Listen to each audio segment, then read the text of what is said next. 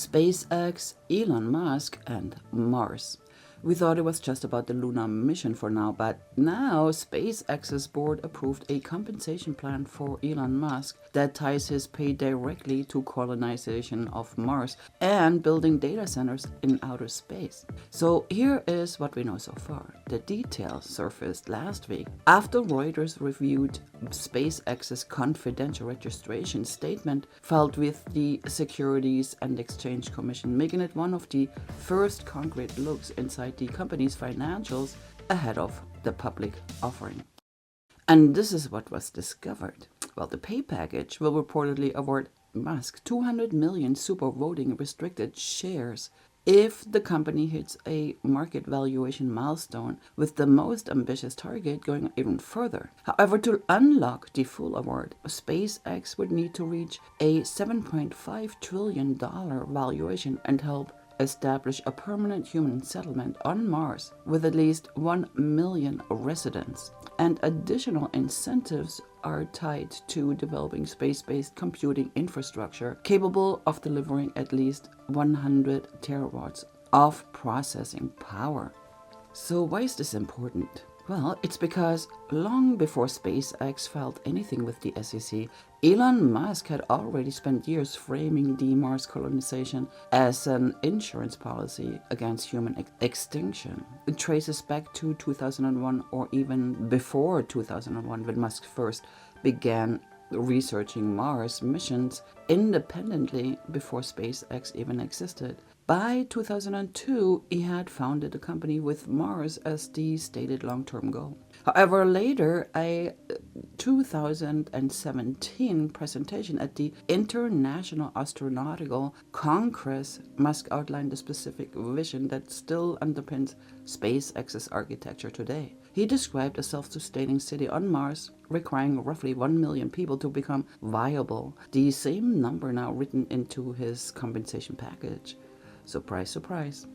And therefore, SpaceX's Starship, still in active development, was designed from the ground up to support the eventual colonization of Mars. But Musk has stated publicly that getting the cost per ton to Mars below $100,000 is necessary to make mass migration economically feasible.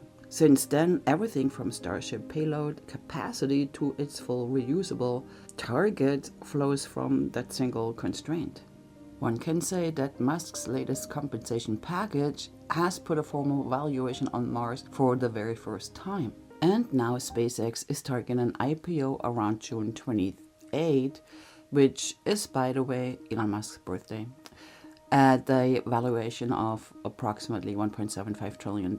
Between the Mars rover contract, the Golden Dome software group, Space Force satellite launches, and now a pay structure built around interplanetary colonization, the SpaceX has become the single most consequential contractor in American space and defense. And the IPO will put a public price tag on all of it for the very first time. However, SpaceX was dealt a new setback on April 23rd by the Federal Communications Commission, FCC, after the US government agency dismissed the company's petition to access a mobile satellite service spectrum that will allow direct-to-device D2D capabilities. The FCC regulates communications by radio, television, wire, and cable, which also includes regulating D2D technology that lets your existing smartphone connect directly to a satellite orbiting Earth, and it does it the same way it would connect to a cell tower. However, Elon Musk's SpaceX has been building towards this through its Starlink mobile device, formerly called Direct-to-Cell, in partnership with T-Mobile. The service officially launched on July 23, 2025, starting with messaging and expanding to broadband data in October of that year.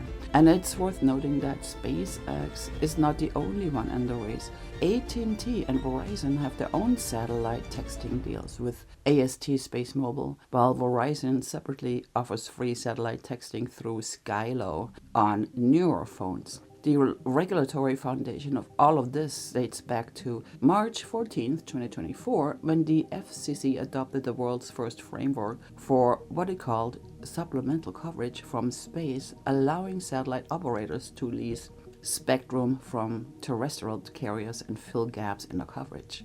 And back on November 26, 2024, the FCC granted SpaceX the first ever authorization under the framework, approving its partnership with T-Mobile to provide service in specific frequency bands. But SpaceX then went further, completing a roughly $17 billion acquisition on the wireless spectrum from EchoStar, which gave it the ability to negotiate with global carriers more independently.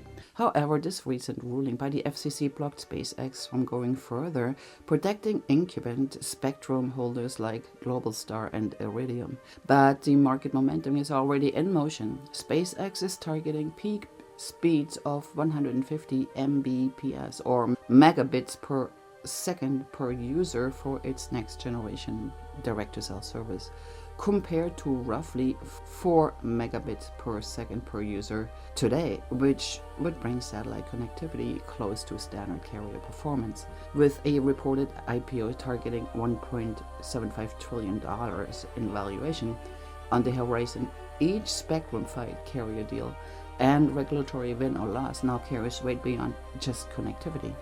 SpaceX is quietly becoming the infrastructure layer underneath the phone of millions of people, and the FCC's next move will help determine how much further that reach extends.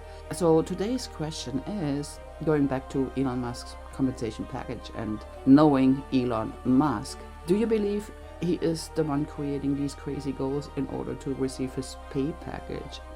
I believe he does. He sets extremely high goals for himself and for his companies, which helps him stay motivated. What do you think? What is your opinion? Well, I hope you liked this video. And if you want to know more about Elon Musk and his companies, you could watch this next. Also, don't forget to tune in next time with more updates on Tesla, Elon Musk and his other companies. Thank you for watching. My name is Claudia, and goodbye.